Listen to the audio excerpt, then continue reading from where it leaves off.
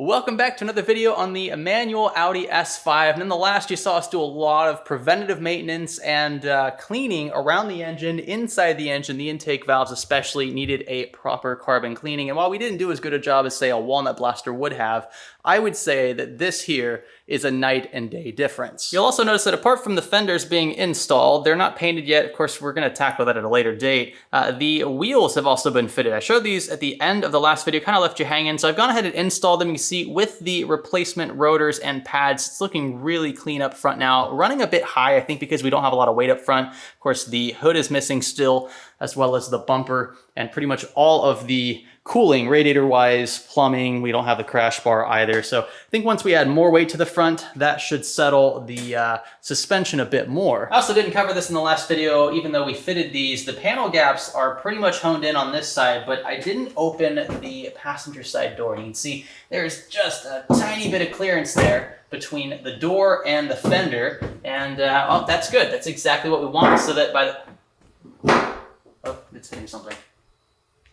Okay, still some bits to work out. I actually see it now, so it's hitting down here, and it's because there's like an inside bevel on this fender. And again, like I said in the last video, these weren't totally like flushed out from the factory. These are probably sent from China.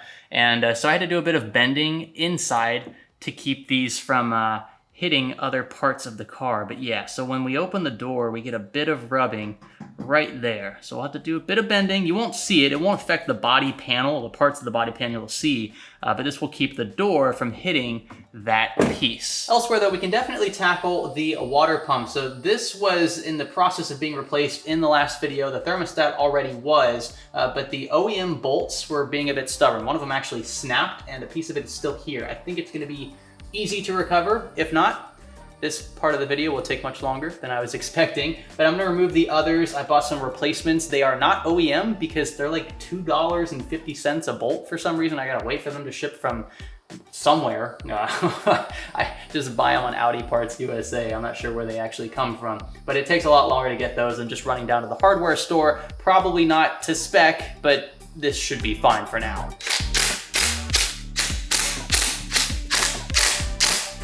Just using an impact gun to keep things simple for removal, definitely not torquing this way. Hopefully not super tight. Oh no, it's already rotating. Okay, sweet. Re-inspected the seal, everything looks good. I tried polishing up the mating surface as well as I could, but there is still a lot of gunk that is proving difficult to work with around this engine. But these bolts should be a lot easier to tighten. And I want to set this to just under 30 foot-pounds. Oh yeah, much better now. Next on the agenda, this shattered primary coolant hose. This runs across the front of the engine, supplies coolant to not only both banks of cylinders, if I recall correctly, but also the water pumps. This is a really important part of the cooling of this engine. And yeah, part of it sheared off in the collision. This is where this piece would have gone. And there are silicone bits on either side that are basically welded to each end that I could not remove, so I had to order all three. So we've got the replacement pipe here, we have the larger of the two silicone hoses, and the smaller of the two. It's just one thing after another with this build. Also just noticed this sensor, which looks like it's gonna be a pain to remove. Maybe the replacement one came with a new sensor. It does not. Alrighty, that's gonna be fun. It doesn't. Oh, it did come out. Oh, sweet. I don't even know what this is for, but we saved it. There's also this rubber O-ring that came with that socket. Definitely don't want to misplace this. We do have seals across every other opening from what I can gather. Now this is the old one, and you can see how flattened these are, and that just, that comes with age, comes with time, wear and tear. Eventually, these will wear so far that you'll get coolant leaking through them. And let me tell you, this is not an easy thing to replace. And with mating surfaces clean, we can carefully thread the needle. So, I don't know which side I want to start with. Yeah, the problem is I just don't know the optimal order of reinstalling this. I don't remember how I removed it either, so we're just figuring this out as we go. Just got this connection and this one here, which is electrical, taken care of. And there was this thing, which, let's see, that connects here. So that's not gonna reach if I do it upside down. So we clip this in facing upward. I mean, this isn't so bad. I thought it would be worse. It probably will be worse later. I'll be honest, I have no idea what the torque specs are for this coolant pipe, so I'm gonna go with the German method, it's a German car after all, of good and tight, but not using an impact wrench. I'm just getting them started. Now, as I alluded to via text a few clips ago, this replacement coolant pipe came pre-fitted with new O-rings as well. I realized this when things weren't fully seating correctly, and this is super important with anything coolant related. After making the swap, we had snug fits just about everywhere. We are well on our way to having this engine fully refinished, and we're actually going to try turning it on in this video before we connect radiator lines and fill coolant. And we're just going to let it run for a few seconds and check that we're not spraying fuel anywhere and that I haven't missed anything obvious before the bracket is installed. So I have a replacement APR supercharger pulley. This goes over the crank hub, which I also have ordered. That's in this box. And then we have some crank hub bolts. I think that's what you call these, crank hub bolts. They're really long. There's like a certain sequence you have to torque these, and then you spin them another like 90 degrees, something like that. I've seen conflicting statements about what the actual torque spec is for these, so it might be something we need to adjust more later. And if it isn't painfully obvious, I'm not totally sure what the correct term for this is. I've been calling it a crank hub this entire time. I've also heard it referred to as like a harmonic balancer. It does balance the other end of the crankshaft, prevents a lot of vibration from what I have read, but we're gonna stick the APR supercharger pulley on top of this and then bolt it to the crank through these holes. We'll get that installed down here, then we'll get the other belt tensioners and pulleys taken care of. We'll install the belts, and then we should be able to fire the engine up. I'm not entirely sure where the starter is in this engine. I don't really want to try turning it on without the belts, even though they're accessory belts. They're just driving things like the AC compressor. We obviously don't need the water pump to turn right now, and really we could go without the supercharger running for now, but I want to have it all connected just to be on the safe side, and if we do have any issues, it's probably going to be top end, and that will only require removing the supercharger and that belt, but not the accessory belt. Let's get to it.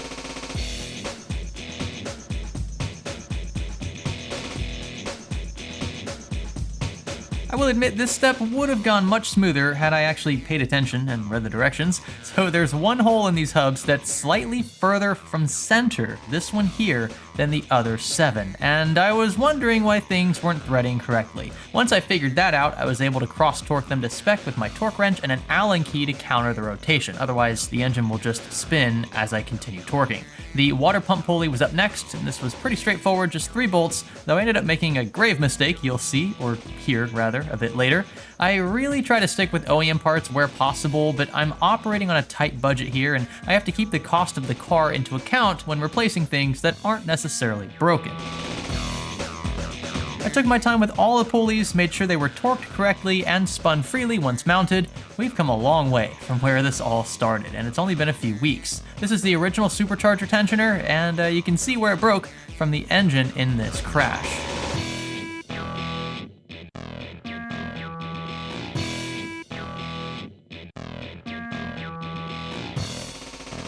With belt diagrams handy, I was able to slide each into place, pulling back on each tensioner along the way until we had snug fits across the board. The APR kit, by the way, includes a larger crank pulley and smaller supercharger pulley for increased RPM under load. Forcing more air into the engine and providing more boost is kind of the whole point here. This is a very tunable platform, and this was how the car came when we bought it. So whatever tune was already on the car should work with this matching setup, just refreshed this time around. The previous intake setup was destroyed in the crash as well, so I opted for an integrated engineering big cone intake setup for optimal airflow and sweet supercharger line under load. Hopefully you get to hear it a bit by the end of this video. Hopefully. And that should just about do it. The intake hose wasn't really necessary, I suppose. I think the airflow sensor is actually built into the throttle body, which is why there's an additional connection or two back here. So we could have just run this without a filter and been careful, but we have to install it at some point anyway, so there we go. We obviously have the belts taken care of now. You saw that a bit earlier. Tension here, it looks good. This is the tensioner for the supercharger belt. This is the tensioner for the accessory belt. And yeah, everything looks good on this front. Obviously, we haven't hooked up any of the coolant plumbing yet, and that's because, well, I want to try turning on the engine first. Now, I want to preload a lot of what you're about to see with a big disclaimer. I have never done anything like this before, if that wasn't already apparent. We obviously have fresh oil in the engine, so turning it on Shouldn't ruin anything internal. That's like a big no-no. Never turn an engine on without oil. But coolant-wise, I think we can run this for about 30 seconds or so safely, which should give me just enough time to pop out of the car, because we don't have remote start, and make sure that we're not spraying fuel everywhere and the belts aren't squeaking and the like. In my infinite wisdom, I decided to close the trunk with the battery disconnected, so we'll need to use our battery pack. I'm also worried about sensors in this car. I know we have a lot of them still disconnected, obviously because none of the cooling is reconnected. So I wonder if the car is even gonna wanna start. We shall find out shortly. We also have to prime the high pressure side of the fueling system. I think that's gonna happen the moment I open the door. Let's see. Okay. I don't know if that actually did anything. Might also just take a while to start on account of that, again, lack of fuel in the rails. Well, let's see.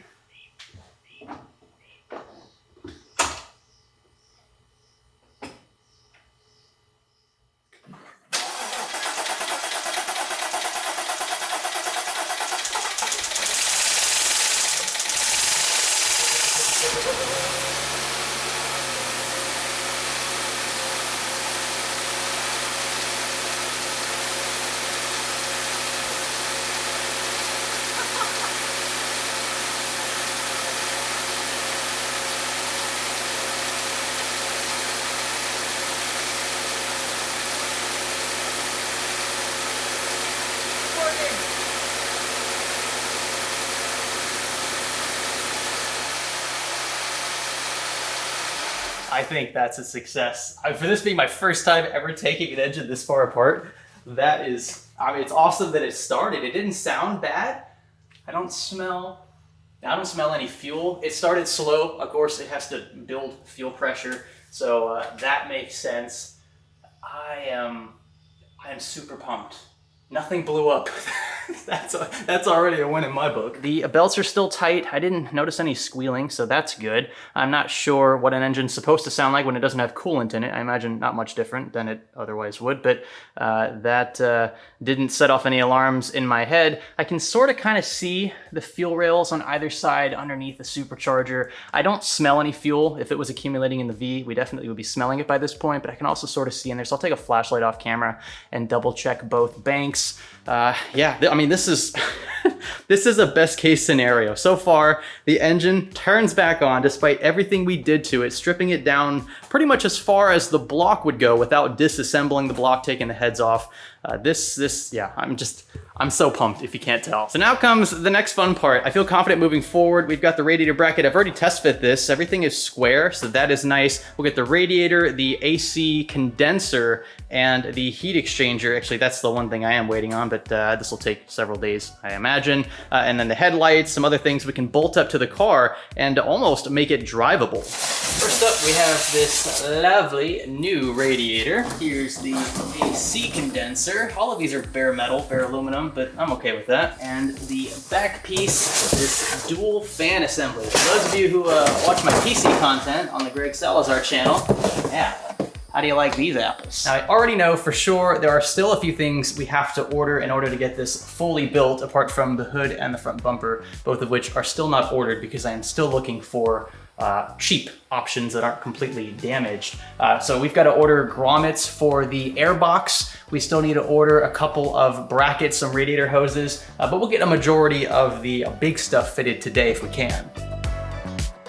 I honestly had no idea how this was all supposed to fit together, more a matter of trial and error. Eventually I realized there were grooves at the bottom to slide the radiator in, and everything else mounted easily from there, most of it to the radiator. And again, that second upper radiator looking thing is actually the AC condenser, and the lower thicker one is the heat exchanger for the supercharger. In total, the assembly weighed roughly 40 pounds, and it definitely helped offset the uncomfortably high ride height with the front suspension. A few bolts later, and the test fit was a success. What you looking at? You trying to see yourself? Why is it red? It's just red because it's filming. Oh. So you gonna say hi to Opa? Yeah. Say hi to Opa. Hi. And then it goes from the radiator into the engine. Well, you can see we've thrown together a bit of a test fit of the radiator bracket with the cooling stuff mounted. So this is the heat exchanger down here. Unfortunately, couldn't throw an aftermarket one on because, well, both of the options that I was looking at are sourced from Canada, and tariffs make that extremely expensive. So I bought the OEM one for now, and we've got our AC condenser and the radiator behind it. I have just zip tied things for now because, well, initially I realized that the rubber vibration mounts that are supposed to go here and here were missing and or corroded. So I had to order new ones of those. And since it's been about a week since the filming of the last clip you saw in this video, we now have those parts to mount. Also ordered a couple of mounts for the, well, you can't see it down there, but for this sort of like partition for the air intake so that it's not just rattling on a frame. And then we can also, I guess, sort of get the headlights situated. I've ordered the upper and lower mounts on both sides for each headlight as well, and I hope I have the screws. It's just about hoping you have the right stuff. Are you ready to get your hands dirty? No. No? In this yellow. Go, go, go, go, go.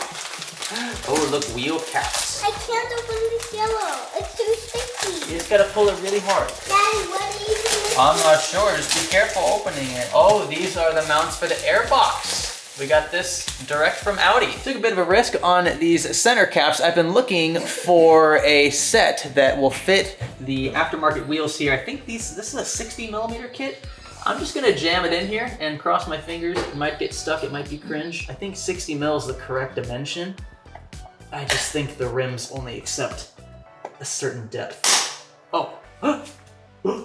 It works! Oh yeah, now these look so much less aftermarket and much more OEM. I could see Audi definitely making a wheel sort of like this one. This is a very minor swap, but I noticed on the passenger side, the Bang & Olufsen lower speaker in the door has a cracked grill. And well, it's plastic. I figured it'd be pretty cheap, and sure enough, 20 bucks later, we have an exact match. I think it's just gonna pop off. I hope it does. Oh yeah, look at that, piece of cake. All right, a new one should just clip in its place. Try not to break this one in the process. Come on now. Ha! Good as new. And here's our set of vibration grommets for the upper section of the radiator bracket. So we'll just pop one of these in on each side and then hammer down the plastic pin. Honestly, I have no idea how this works. I'm just trying to get it to stick. I'm not sure if it's just supposed to sit like that. I feel like under heavy vibration, this thing's just gonna come loose again. So I have no idea how to lock this thing in place.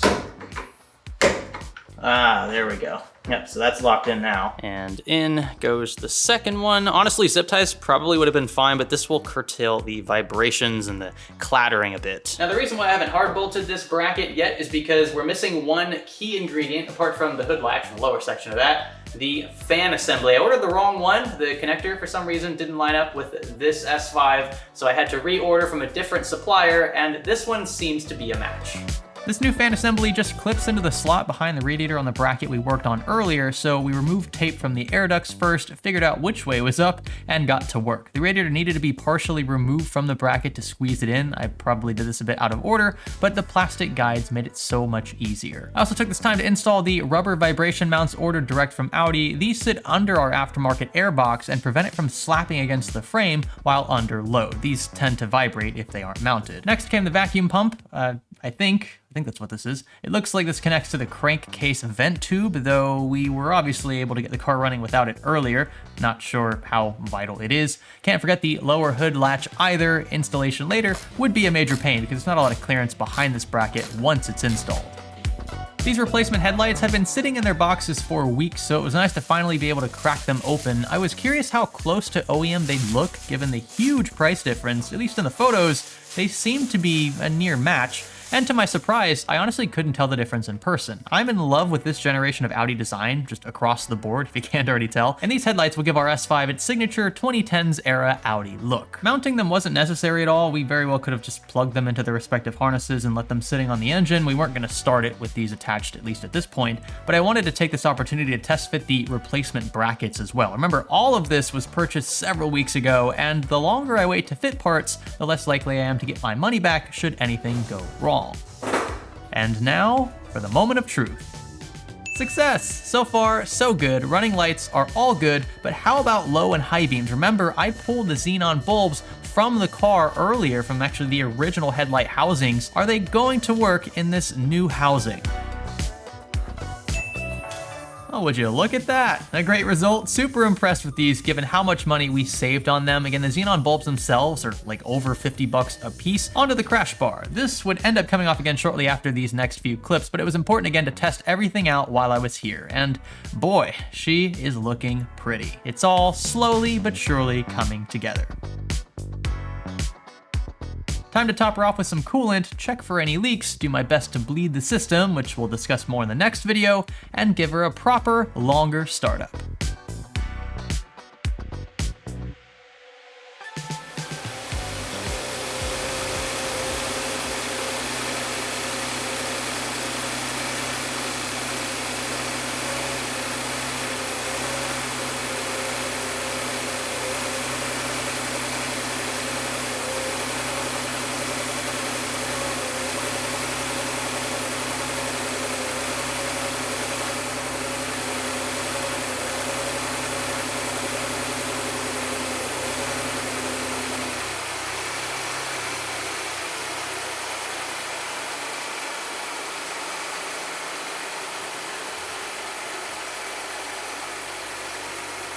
Things sounded good so far, so I took a minute to run outside and grab some extra coolant, and that's when this clanking sound began. Definitely not good. You can see it in my face, I'm pretty confused in the moment. Now, I wasn't in a huge rush to shut the engine off. You're probably screaming at me right now, Greg, turn the engine off, you're gonna cause more damage. But the sound wasn't coming from the block itself. It sounded like it was coming from around the belt area. And as it turns out, I'd forgotten to tighten the water pump pulley bolts. I know this is pretty cringe. 2 of the 3 were borderline about to fall out. Let's try this again.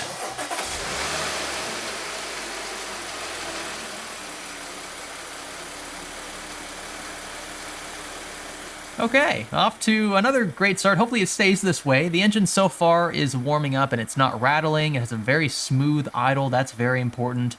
How about we give it some light throttle and maybe try for some supercharger whine.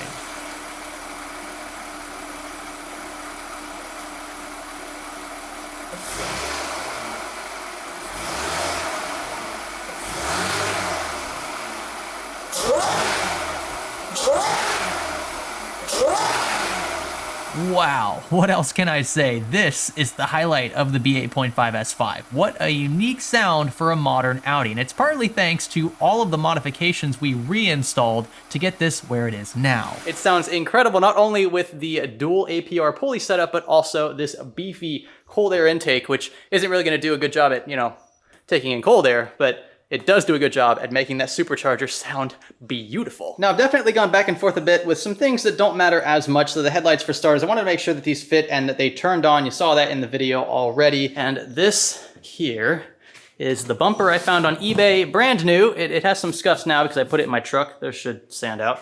But it's already, I think, prepped and ready for paint, which is pretty good. Cost me about 800 bucks. I think 1,000 shipped. It had to be shipped via freight because it is just too large, although it only weighs like 10 pounds. I can pick the whole thing up with one hand easily. So yeah, we've got this here, and then we have the 2 fenders. So I'm gonna take these 3 pieces to a paint shop somewhere. I don't really have a painter in my Rolodex yet, but we're gonna try to find somebody here local who can take care of these body panels for us. We'll probably save the hood for later. It's all gonna have to be blended in the end, I expect anyway. It is, once again, an absolute disaster in this side of the garage. You clean it up one day and then it's destroyed the next. I had to take the crash bar off to sort of put the car in service mode where we can move the entire radiator assembly forward so that I could get to the water pump. You can see just inside there, that's the water pump, right? And you can see the top of the serpentine belt there, those 3 bolts. So 2 of them were very loose, so they were clanking around. Thankfully, it didn't, again, cause any additional damage. But yeah, elsewhere the engine seems healthy, it sounds healthy, it smells healthy. You don't smell any like burning fuel or anything like that. No fires have started. That's a good sign. And it looks like we have just about gotten our entire coolant system bled. I'm not gonna lie, by this point, I expected something else around this project to go majorly wrong. The water pump thing was, well, thankfully that was caught ahead of time, but I'm surprised I didn't miswire something. I mean, most of these connections are keyed, so most of the harness is actually fairly easy to deal with. There are only so many options to choose from, and I have found myself occasionally just like randomly trying to connect stuff that doesn't actually work out, and that's I think okay. I think most car guys have been there once or twice if they're not labeling every single thing they touch. I kind of wanted to just wing this. Something's going to go wrong. In the next video or two, I'm sure something else will go wrong. I'll do my best to fix it, but yeah, you know, money is a thing, and I just don't have an infinite amount of it. The only other unknown at this point is the radiator fan setup, which I mentioned in the voiceover. I wanted to see if those fans turn on when the car hits its operating temperature, again, just below boiling point of water typically. So I will probably check that off camera. It's not gonna be a very pretty thing to film because the fans are behind this, but in front of this, so yeah. Just take my word for it. I'll be watching that along the way. I was hoping we could get this car rolling by the end of this video, but I have spent literally 2 weeks straight getting the front end of this car reassembled, and we still are missing vital pieces. We've got to reinstall the crash bar, obviously. We'll get the headlights reassembled. We know those work now, so that's great. And then once the panels are painted, we can get those fit on as well. The car should look pretty good by that point, almost fully completed. Of course, I have like the RS5 grille and the fog lights and stuff to install on that bumper, but we'll take care of that at a later date once it is already painted. The only thing we'll be missing when it's all said and done is the hood, which I am still in search of. Now, if you're wondering, Greg, why are you not listening to us in the comment section? You should be updating us on the process of finding a hood in the Orlando, Florida area. These videos are all being filmed before any of them go live. So I can't respond to comments that haven't popped up into existence yet. So bear with me there. I'm gonna try to be as active as I can in the comment section below. Thank you again so much for your continued support here. Be sure to subscribe if you have not already. That is such a huge help by this point. Auxiliary water pump is going to town right now. It's still plugged in. I think I'm gonna leave the battery plugged in from now on. We can turn the car on pretty consistently without issue, so I'm not gonna bother disconnecting the battery anymore. But yeah, that's all for this one. Again, thanks so much for watching, and thanks for building with me. Oh, and I promise in the next video, this car will be on the road, not totally legally. We'll keep it in the neighborhood. It's not on any major road or anything. And we'll make sure that it runs and that it isn't hiding any other issues.